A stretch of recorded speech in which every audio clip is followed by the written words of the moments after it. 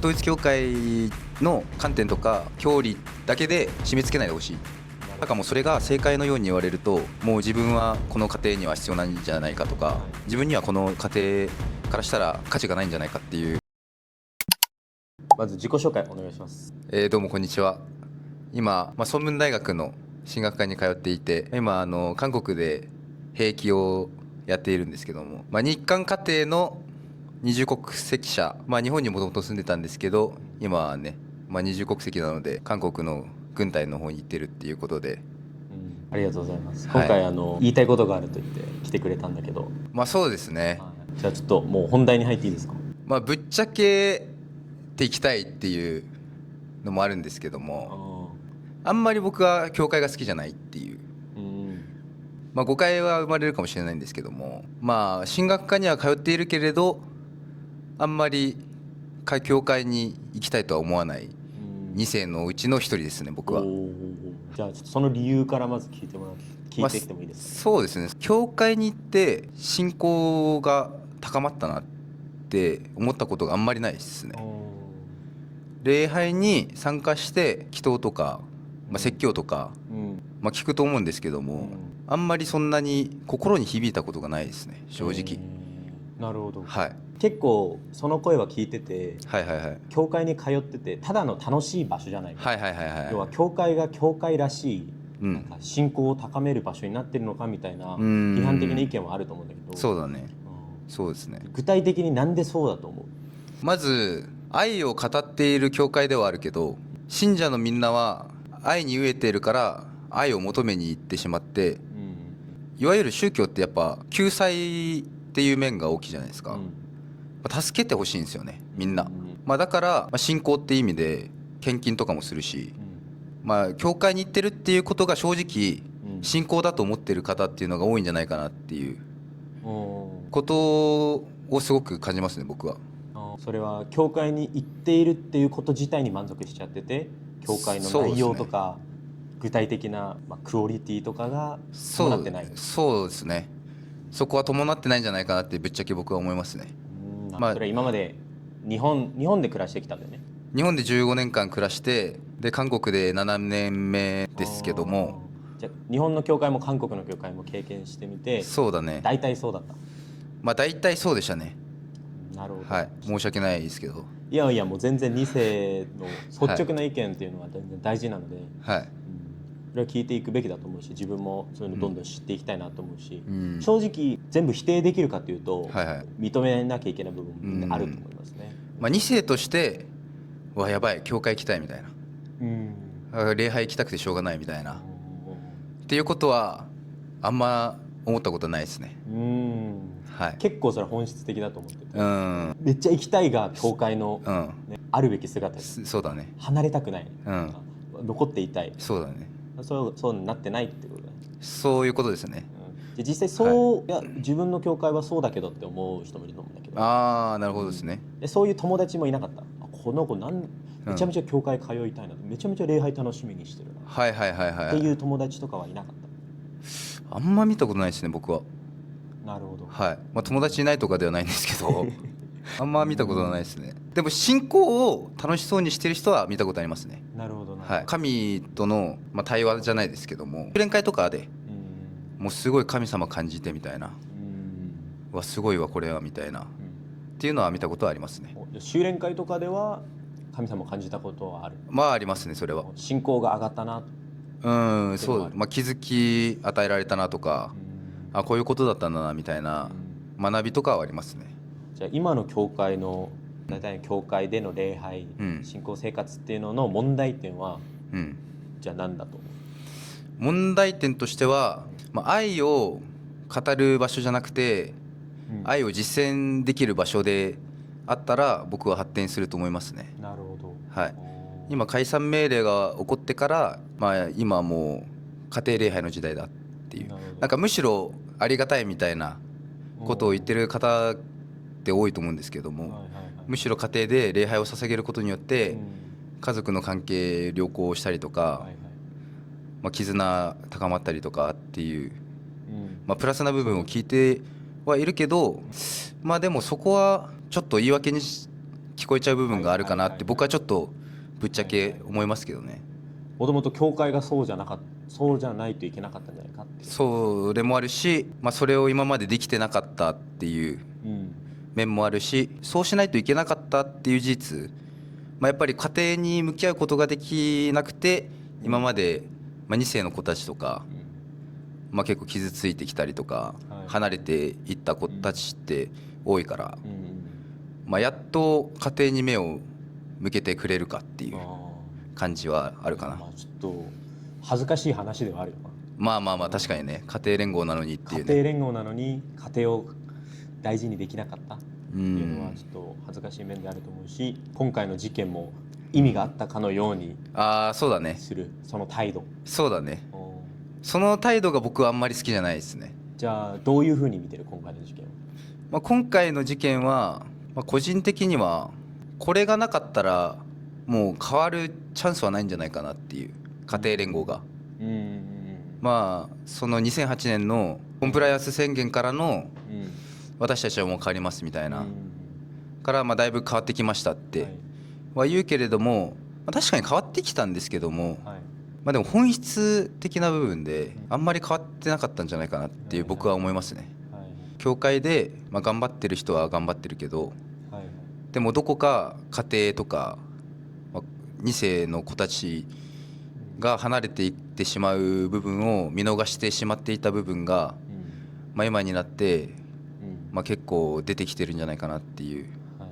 でその解散命令後に家庭礼拝になった。はい。じゃあそれはいい風には捉えてるってこと。恥ずかしい話ではあるけど。そうだね。結果オーライじゃないけど、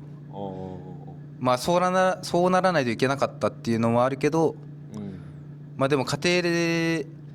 連合の解散命令によってそうなってほしくなかったなっていうのはあるね。それは確かにそう。そう。まるで国が助けてくれたみたいな。そうだね。あれみたいな。逆にね。教会が自分の人生を、豊かにしてくれると思ったら、教会で苦しめられてたのに。そうね。国がその教会を解散させてくれたから、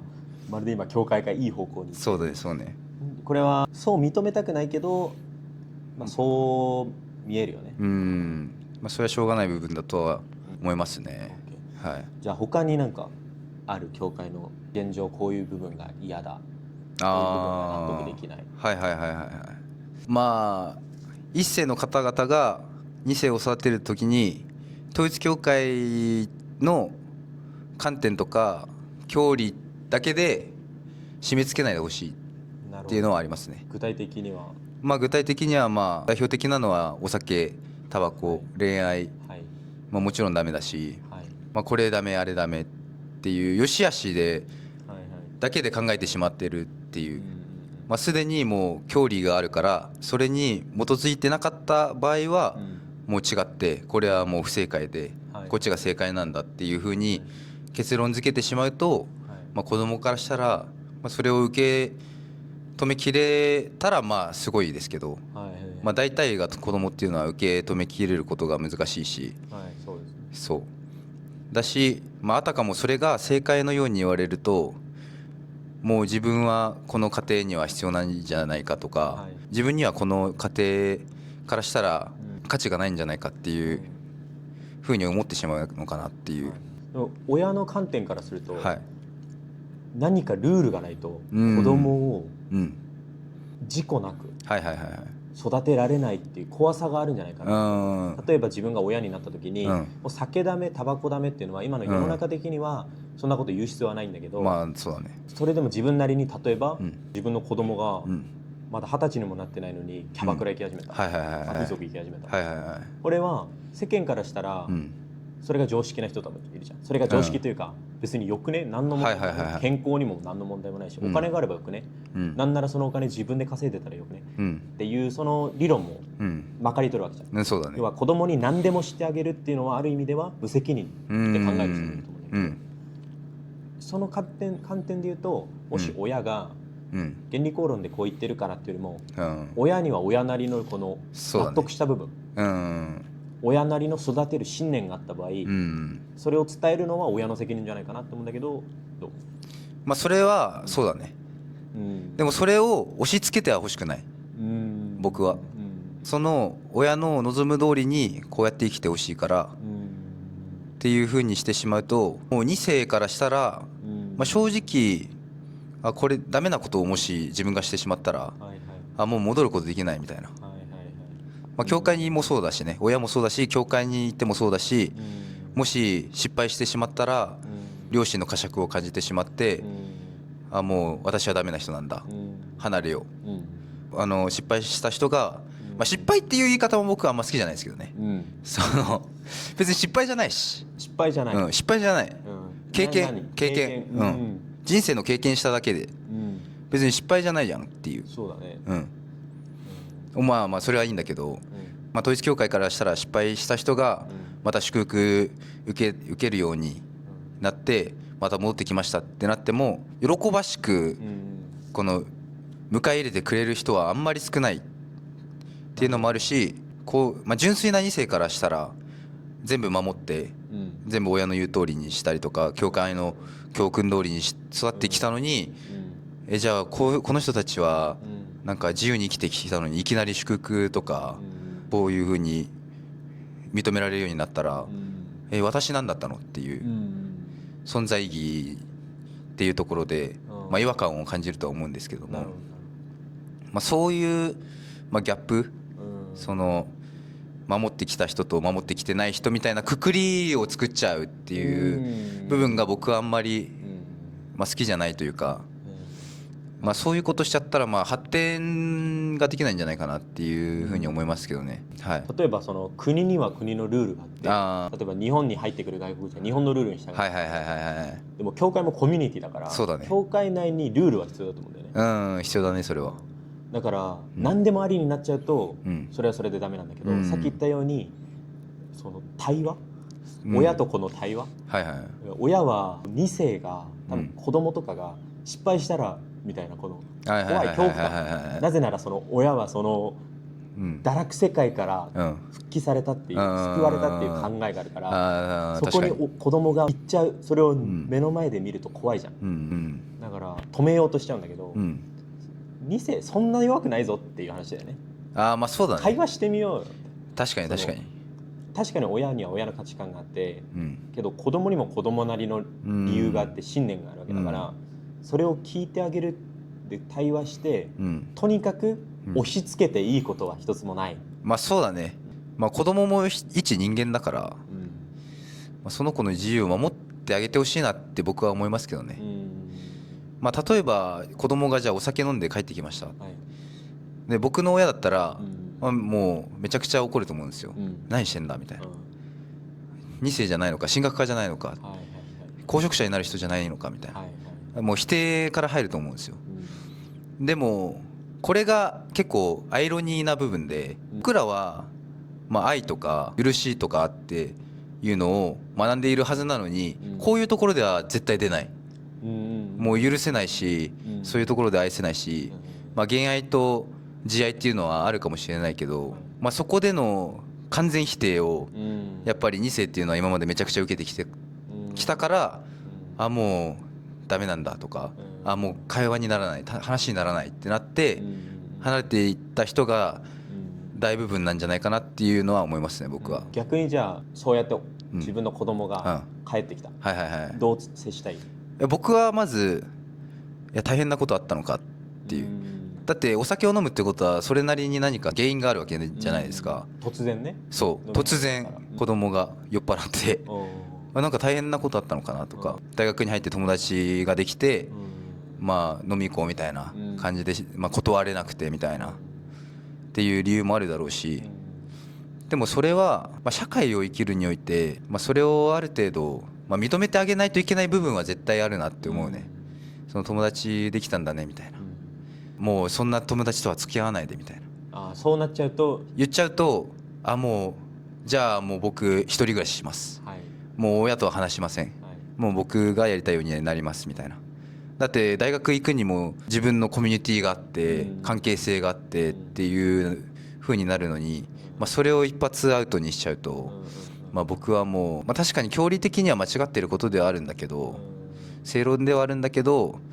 まあ、それじゃ社会では生きるのはなかなか難しいんじゃないかっていうふうにもちょっと思う、いやそもそも距離が変わらないといけないって思ってる。距離が変わらないといけないとは思ってない、距離が間違ってるとかっていう話ではなくて、人を判断するときに距離で判断してほしくない僕は、その距離を、まあ、確かに、まあ、正しいと思うこともあるし、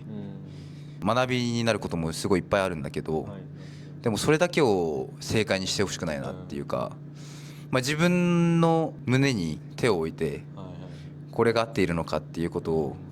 まあ、ちょっと考えてほしいなっていうのはちょっと思う。その頭でちょっと考えすぎてる部分があるんじゃないかなっていうのはちょっと思うね。なんか親も子供に、もう人と人、で絶対にこう干渉できない部分があるし、自分の人生じゃないから、その子が今、歩んでいるその人生があるから、親がお前は失敗したって決めつけることができないなと思う。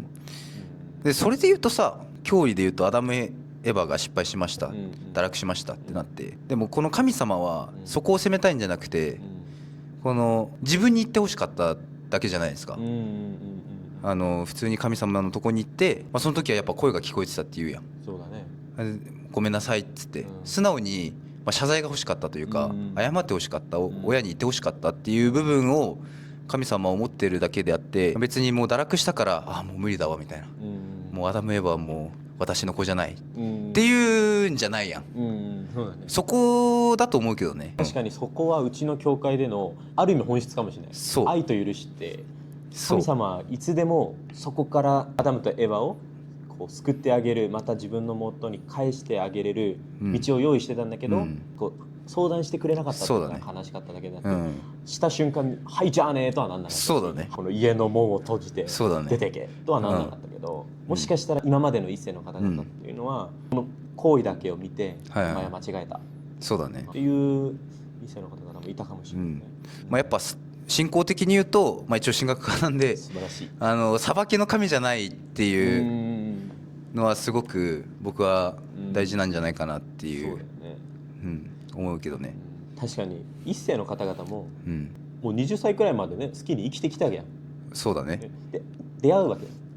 出会ってから変わったわけ。そうだね、だから自分たちも自分がこの原理必要だな、この御言葉必要だなって思ってから多分スタートだから、そこはまあ信じてあげることが必要かな。そうだね、それはめちゃくちゃ思うね。僕も自分の親に全然信じられてないなっていうのはめちゃくちゃ感じてたから、すごくね、まあなんか本当に一つでも世俗的なことをしたってなったらめちゃくちゃ怒るしみたいな、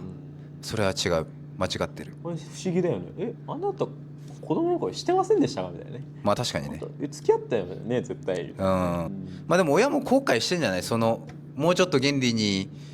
早めに出会ってたらっていう、まああるかも、まああるかもしれないけど、まあそれを押し付けても別に信仰的にならないっていうのも一つあるから、押し付けるべきではない、まあそういう2世にこれからは向き合っていってほしいですけどね、家庭連合は。まあ今街頭演説とか、まあなんか自分たちにはまあ教会が必要だ、まあ自分たちは幸せだとか、恨みの思いだけじゃないんだっていう、まあ主張が結構多いとは思うんですけども、まあそれももちろん大事な主張ではあると思うんですけども、まあ僕はでも傷ついていってしまった、まあ本当に今3040代ぐらいの2世の方々がまあ一番傷を負ってきたんじゃないかなって思うので、まあもうなんか出遅れたというか手遅れみたいなことはちょっと思うかもしれないけど、まあ人生手遅れなことはないので、まあなんかそこに向き合っていったらもうちょっといい教会のコミュニティができるんじゃないかなっていうのは思いますけどね。今のじゃあ例えばナビ活動をしている、この活動自体が今その世間に自分たちがどれだけ素晴らしいか、幸せかを訴える時ではないっていう話だね。いや、まあナビさんは本当に素晴らしいと思うんですけど僕は突然の自分へのいや本当にナビさん、まあリスペクトしてますけども、まあでもこれをずっとしてたら歴史は同じように繰り返されていくんだろうなって思いますけどね。ちょっと具体的にどういう繰り返しが。そうですね。